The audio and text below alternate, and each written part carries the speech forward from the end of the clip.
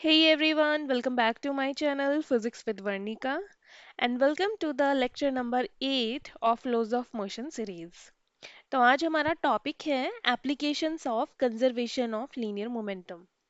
तो देखिए जितने भी आपके न्यूमेरिकल्स बनते हैं या जितने भी आपके क्वेश्चन बनेंगे बोर्ड में मोस्टली वो एप्लीकेशन बेस्ड क्वेश्चन ही बनते हैं।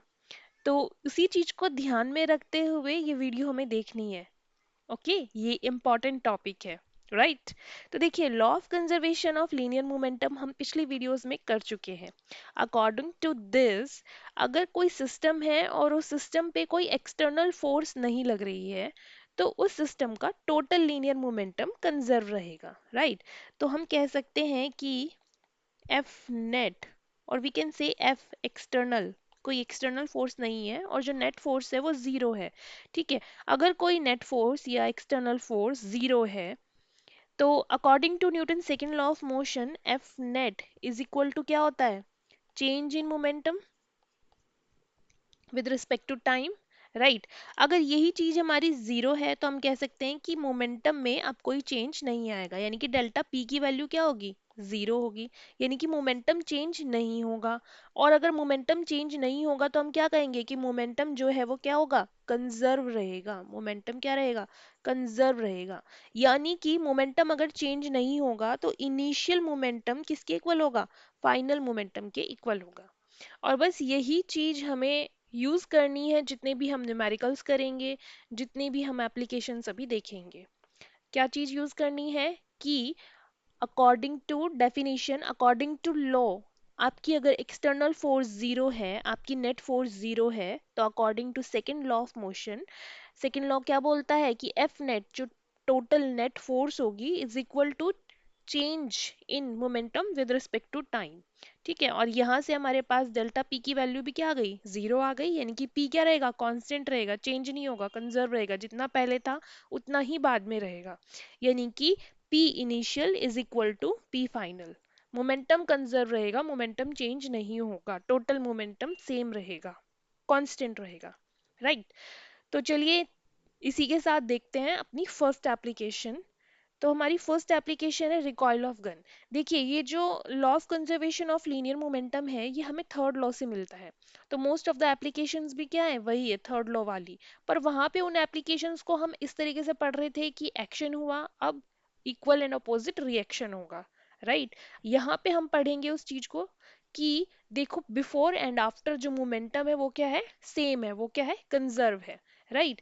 तो चलिए रिकॉइल ऑफ गन हो गया, वर्किंग हो गया, स्विमिंग हो गया, और जंपिंग फ्रॉम बोट हो गया, रॉकेट प्रपोल्जन हो गया, कोलिजन ऑफ टू बॉडी हो गया, ये सब क्या है, these are the application of Newton's third law of motion as well as law of conservation of linear momentum. तो देखिए सबसे पहले जो हमारी एप्लीकेशन है वो है रिकॉइल ऑफ गन।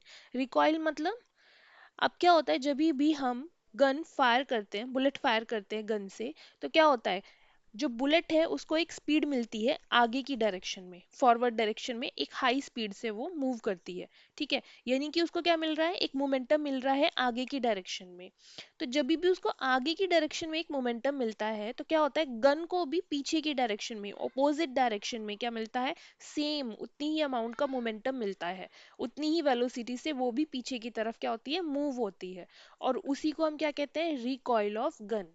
ठीक है, तो देखिए जब भी एक बुलेट फायर फायर होती है फॉरवर्ड डायरेक्शन में तो गन मूव करती है बैकवर्ड डायरेक्शन में। इसीलिए कहते हैं कि जब भी आप गन फायर कर रहे हो तो गन को जब पकड़ोगे तो टाइटली पकड़ना है, क्योंकि जितनी स्पीड से बुलेट फायर होगी उतनी ही स्पीड से रिकॉइल वेलोसिटी भी गन में आएगी। ओके, तो इससे क्या हो सकता है, आपके शोल्डर में इंजरी हो सकती है अगर आपने उसको धीरे से पकड़ा हुआ है, हल्के से पकड़ा हुआ है, तो उसको क्या होता है, टाइटली पकड़ना होता है। क्यों, क्योंकि यहाँ पे लग रहा है conservation of linear momentum right. तो देखिए जब भी बुलेट फायर हो रही है फॉरवर्ड तो गन मूव करेगी बैकवर्ड। अब बिफोर फायरिंग क्या है, जो गन है, गन के अंदर बुलेट है, दोनों क्या है, रेस्ट में है, दोनों में कोई वेलोसिटी नहीं है।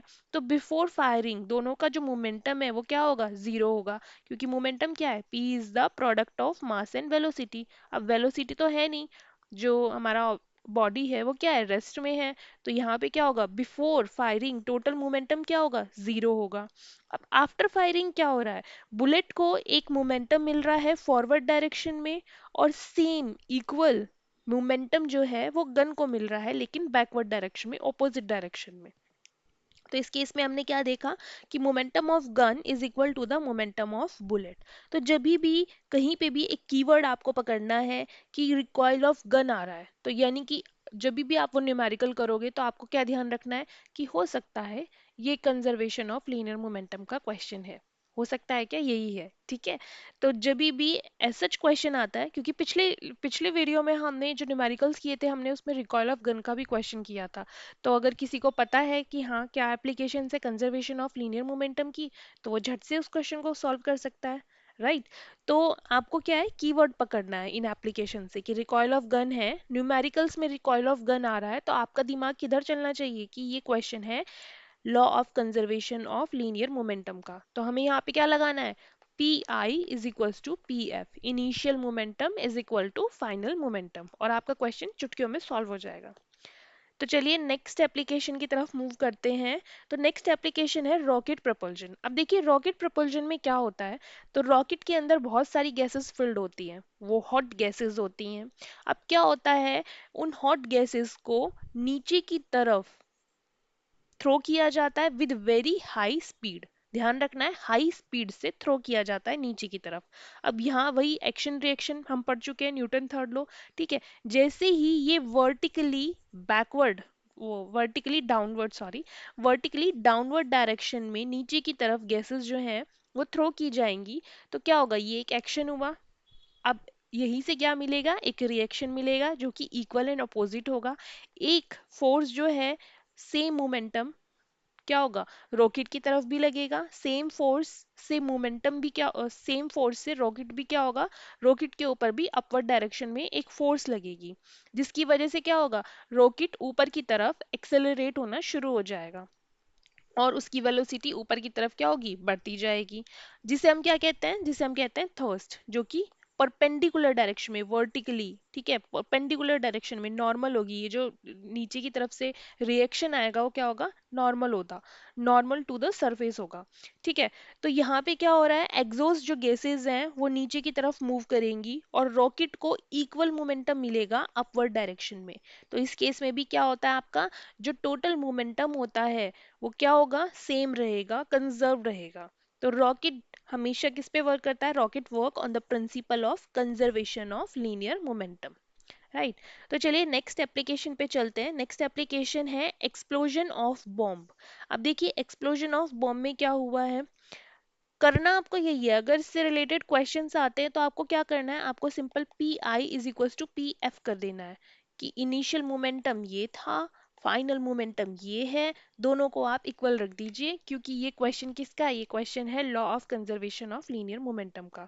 तो देखिए जब भी कोई बॉम्ब एक्सप्लोड होता है, तो बॉम्ब एक पूरा मास m है, ठीक है। अब क्या हुआ, एक्सप्लोड होने से वो जो मास है वो बिखर गया, m1 m2 m3 m4, right. इन सब का सम करेंगे तो क्या आ गया, हमारा m ही आएगा। यही जो मास है, सेम मास बिखर के दूर दूर हो गया।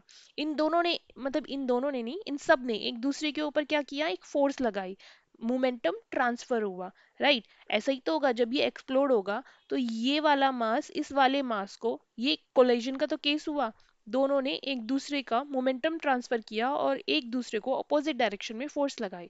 सिमिलरली यहाँ पे ये जो दो मास है, इन दोनों ने क्या किया, मोमेंटम ट्रांसफर हुआ और एक दूसरे के ऊपर फोर्स लगाई इन ऑपोजिट डायरेक्शन। तो इस केस में क्या हुआ कि इनिशियल जो मोमेंटम है डायनामाइट का, वो क्या है, जीरो है। अब क्या हुए, fragments moves in different direction, ये सब एक दूसरे से डिफरेंट डायरेक्शन में मूव करना शुरू कर दे रहे हैं, क्योंकि इनका मोमेंटम क्या हो रहा है, ट्रांसफर हो रहा है।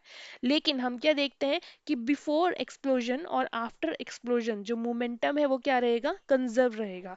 So the vector sum of momenta of all fragments remains constant. तो जब भी क्वेश्चन आता है तो आपको सिंपल सिंपल क्या करना है, आपको क्या चीज गिवन होगी, हो सकता है आपको इसका मास गिवन हो, इस केस में तो वेलोसिटी होगी ही नहीं, क्योंकि अभी क्या है, डायनामाइट रेस्ट में है, ठीक है। अब एक्सप्लोड होने के बाद क्या हो रहा है, इन सबको एक ना कुछ ना कुछ वेलोसिटी गेन हो गई है।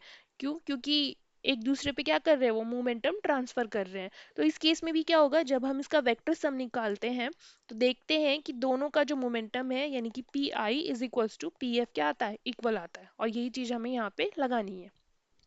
तो चलिए चलते हैं नेक्स्ट एप्लीकेशन, जो है कोलिजन ऑफ बॉडी, जो बड़ी सिंपल सी एप्लीकेशन है, और जब भी हम law of conservation of momentum करते हैं तो यही वाला एग्जांपल यूज करते हैं कि हमारे पास कोई भी दो बॉडी है, सपोज एक ए है एक बी है, और इसके केसेस जो होते हैं, सपोज फर्स्ट सिनेरियो ये है कि दोनों बॉडी एक दूसरे के पास आ रही है।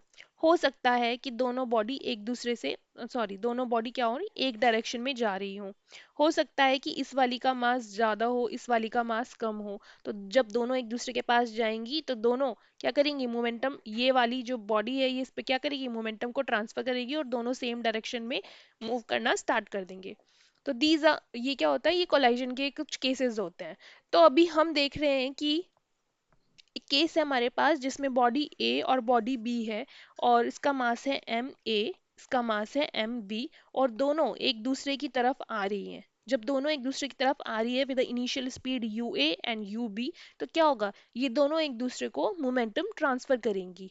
अब वो जो मोमेंटम ट्रांसफर करेगी वो इक्वल एंड अपोजिट होगा डायरेक्शन में, जिसकी वजह से ये body M A M B को एक क्या देगी, वेलोसिटी गेन कराएगी वी बी, जिसकी वजह से वो क्या होगा, अपोजिट डायरेक्शन में मूव करना शुरू कर देगी। सिमिलरली एम ए दूसरी डायरेक्शन में, अपोजिट डायरेक्शन में मूव करना शुरू कर देगी। तो यहाँ हम क्या देखते हैं कि टोटल मोमेंटम कंजर्व रहेगा before collision and after collision. तो momentum is always conserve during collision, collision में क्या होगा, मोमेंटम हमेशा कंजर्व रहेगा। चलते हैं नेक्स्ट एप्लीकेशन पे, जो है जंपिंग फ्रॉम बोट।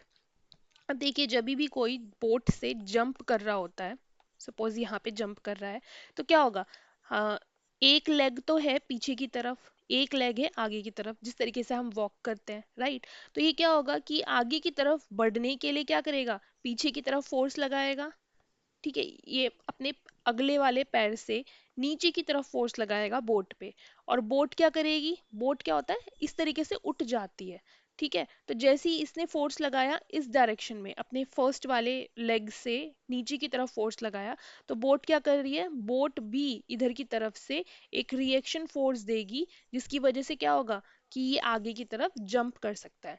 देखिए इस केस में भी क्या होता है, जब कोई पर्सन फॉरवर्ड मूव करता है, जंप जंप करता है बोट से, तो पर्सन तो आगे की तरफ मूव करता है, लेकिन उसकी वजह से क्या होता है, जो बोट होती है वो बैकवर्ड डायरेक्शन में मूव करनी शुरू हो जाती है, टेढ़ी हो जाती है बोट इस तरीके से, राइट। बोट सीधी थी लेकिन यहाँ से कोई जंप कर रहा है, तो क्या होगा, वो थोड़ी सी इस तरीके से टिल्ट हो जाती है। यहाँ पे भी हम क्या देखते हैं कि जो टोटल मोमेंटम है वो कंजर्व रहता है। ये न्यूटन के थर्ड लॉ का भी केस है, एक्शन रिएक्शन, कि क्या हुआ, उसके फर्स्ट लेग ने क्या किया, एक्शन किया, पीछे से बोट ने क्या दिया, एक रिएक्शन दिया। अब इसी की और एप्लीकेशंस भी आती है, जैसे कि स्विमिंग और वॉकिंग, ये भी क्या है, इन सब में भी क्या होता है, जो मोमेंटम होता है वो कंजर्व रहता है।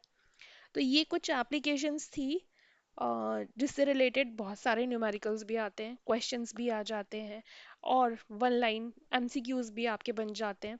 तो इन्हें आपको ध्यान रखना है एग्जाम के पर्पज से भी। और दैट्स इट फॉर टुडे, मिलते हैं नेक्स्ट लेक्चर में, एंड थैंक्स फॉर वॉचिंग।